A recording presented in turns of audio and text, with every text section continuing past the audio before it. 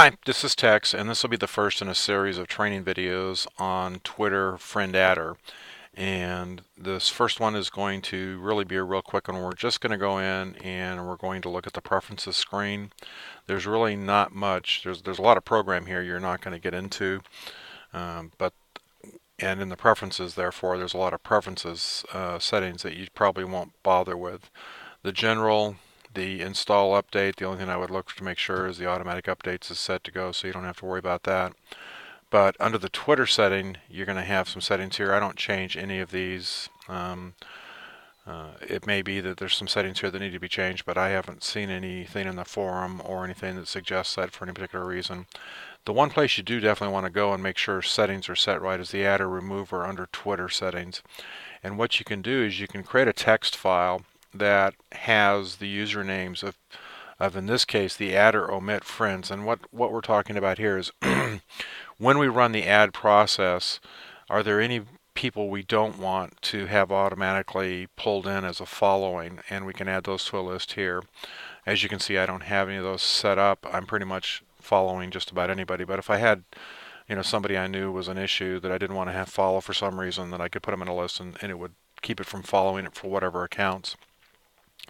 The remover omit friends is even more important to me because I've had some Twitter accounts that I am following people, they're not following me back, but I want to continue to follow them because they have content that I want.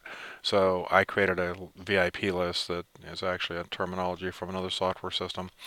And that allows me to put the usernames of the people that I'm following that aren't following me that I don't want to unfollow when I do a remove. So that's what that's all about. And then the checkbox for add omit twitter.com spam reporters, obviously you want to leave that on.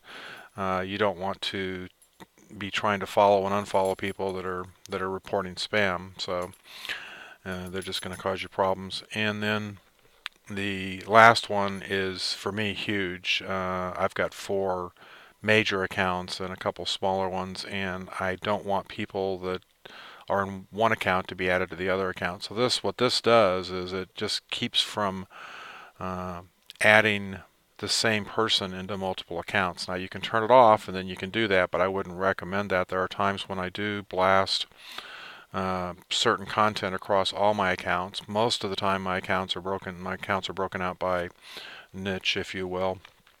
And most of the time my tweets are specific to that niche, but there's going to be times when I want to blast across and I don't want one person getting multiple tweets that are exactly the same from different user accounts. So this omits that particular problem, which is super nice. I don't know of any other software solution that actually has that functionality in it. Okay, so that's all there is to preferences. So we're going to go on to the next training video in the next session. You have fun, and I'll see you on Twitter.